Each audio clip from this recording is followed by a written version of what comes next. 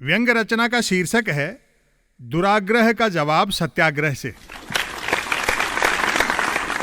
किसान सत्याग्रह कर रहे हैं और सरकार दुराग्रह पर अड़ी है। जन आंदोलन की ताकत देखिए, शीत लहर झेल किसान रहे हैं और कंपकपी सिंहासन को छूट रही है।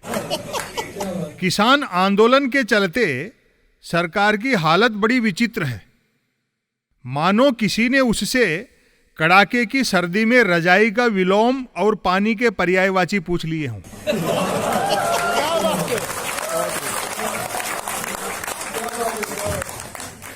वार्ता करने वाले मंत्रियों के व्यवहार से साफ है कि उन्हें मूल विषय के अलावा हर बात की समझ है। यूं भी मंत्रालय आवंटित करते समय इस बात का विशेष ध्यान रखा जाता है कि मंत्री को संबंधित विषय का लेश मात्र ज्ञान न हो। यानी कृषि मंत्री ऐसे व्यक्ति को बनाया जाता है जो मानकर चलता है कि राई और सरसों एक ही पौधे के लगते हैं।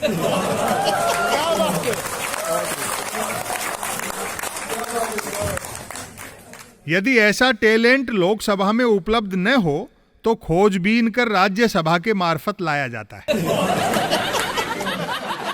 किसानों से वार्ता हेतु कृषि मंत्री नरेंद्र सिंह तोमर के साथ रेल मंत्री को विशेष रणनीति के तहत लगाया गया होगा कि हो न हो प्रतिभाशाली पीयूष गोयल भारतीय रेल की तरह किसान आंदोलन को भी पटरी से उतार देंगे।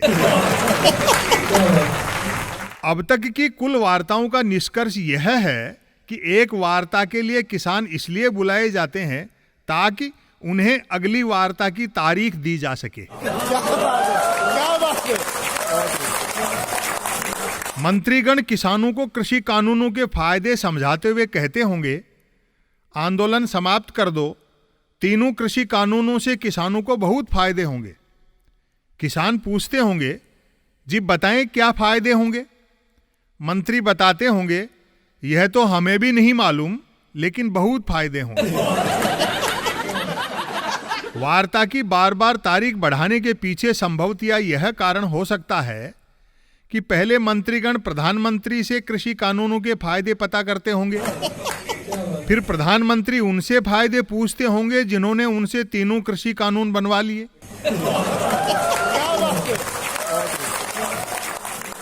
प्रधान सेवक बिना पूछे सबका भला करते रहते हैं। नोटबंदी से आम आदमी का भला किया, जीएसटी से आम व्यापारी का भला किया, तालाबंदी से आम मजदूर का भला किया और अब आम किसान के भले के लिए 3 कृषि कानून लाए हैं। समाजवाद लाने का महाज्ञानियों का अपना फार्मूला होता है। बकरी की एक टांग टूट जाए तो वे उसका इलाज नहीं कराते, उसी नाप तक बाकी तीनों टांगें तोड़कर चारों बराबर कर देते।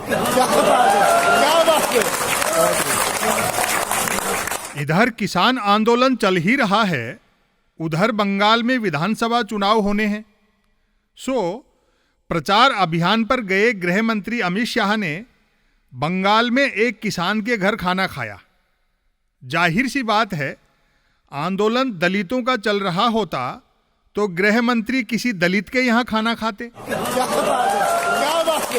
राहत की बात रही कि खाना खाने के बाद गृह मंत्री ने मेजबान किसान से यह नहीं कहा कि मुझे ट्वीट करने के लिए लहलहाती फसल के साथ सेल्फी लेनी है, आपके खेत कौन से कमरे में है।